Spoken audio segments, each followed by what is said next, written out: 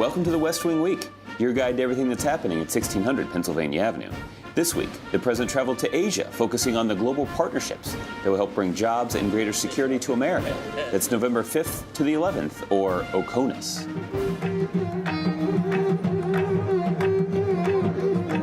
On Friday, November 5th, President Obama left Andrews Air Force Base on a 10-day swing through Asia, making stops in India, Indonesia, South Korea, and Japan. Exporting American goods to the emerging and booming markets of Asia is a crucial component of the American economy in the 21st century. On Saturday, November 6th, President Obama arrived in Mumbai, the largest city in India, and made his first stop at the Taj Hotel. The Taj was the site of the horrific terrorist attacks in Mumbai on the 26th of November, 2008. The president visited the memorial on site and spoke about the courage and determination of the Indian people. We'll never forget how the world, including the American people, watched and grieved with all of India. But the resolve and the resilience of the Indian people during those attacks stood in stark contrast to the savagery of the terrorists. President First Lady then visited the Gandhi Museum, located in a house where Mahatma Gandhi lived and worked, that is now devoted to his life and legacy. This is our first declaration of independence. Gandhi had a major share in writing. Inalienable right of the people. Sounds familiar. Yes. After seeing Gandhi's meticulously preserved room and meeting one of his granddaughters, the president met with American and Indian CEOs and entrepreneurs to discuss the growing trade and investment between our two countries. The resulting opportunities will open up new markets and create high-quality jobs in the U.S. by selling goods and services in India. We look to India today. The United States sees an opportunity to sell our exports in one of the fastest-growing markets in the world. For America, this is a job strategy. As we recover from this recession, we are determined to rebuild our economy on a new, stronger foundation for growth. On Sunday, November 7th, the President and First Lady visited Holy Name High School, where they viewed science presentations highlighting clean energy and environmental awareness. This is an example of where the parents have something to learn from the children, right? Absolutely. Well, congratulations. We're so proud of you. Downstairs in the school auditorium, students invited the President and First Lady to celebrate Diwali, the Indian Festival of Lights. First, they lit candles on the Diwali altar and were then treated to some traditional dancing by the kids. The students then invited the First Lady to dance with them and even pulled the president up out of his chair.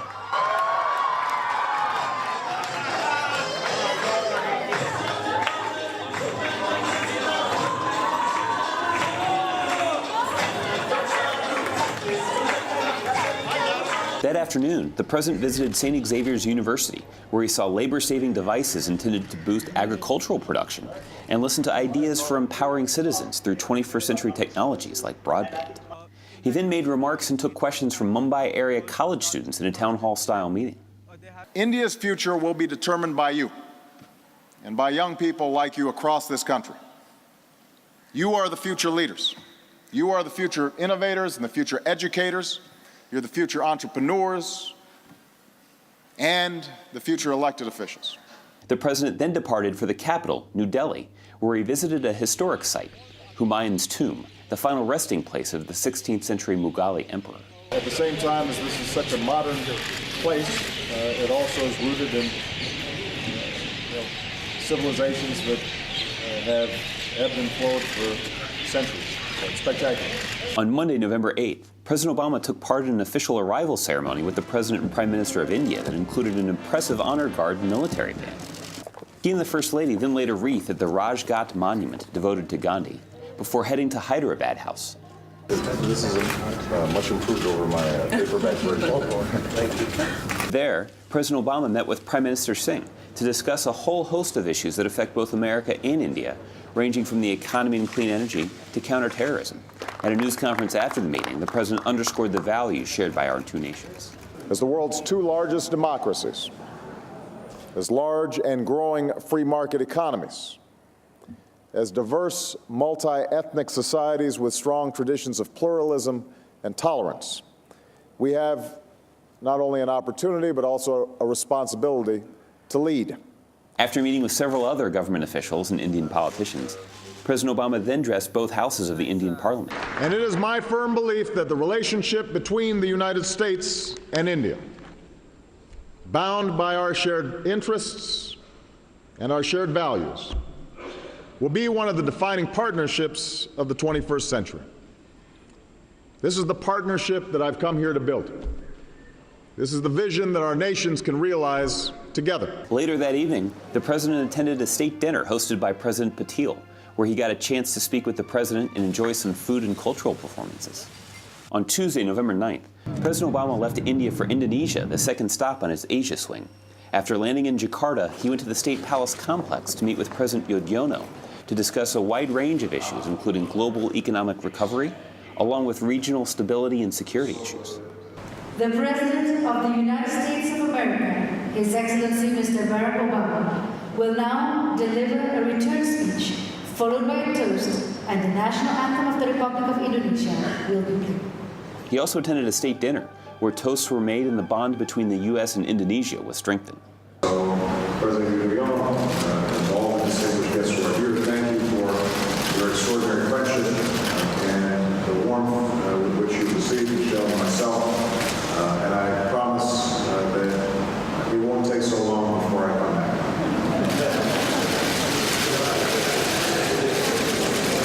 On Wednesday, November 10th, the President and First Lady took the opportunity to visit the famous Istiqlal Mosque in Jakarta.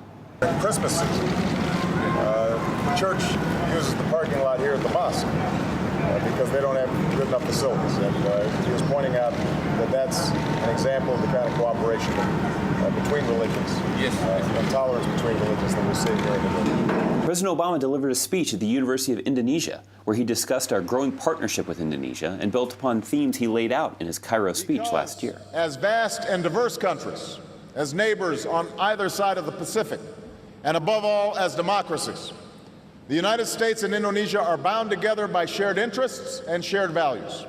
Indonesia is the most populous Muslim-majority nation and the world's third largest democracy, making it an ideal place to continue our efforts to forge common ground.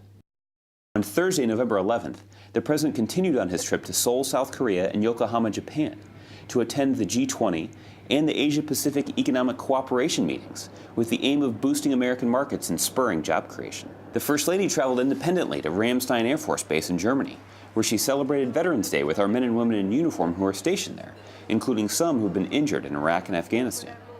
And I know sometimes when you're here far away, and it looks like we don't know what's going on. But one of the things that I'm making it my role to do, as well as Jill Biden, the Vice President's wife, is to bring the issues of military members and families to the forefront. To find out more information on any of these topics or to see complete videos of these events, go to whitehouse.gov. And thanks again for checking out your West Wing Week. Don't drop the bus, don't drop the bus, don't drop the bus, don't drop the bus.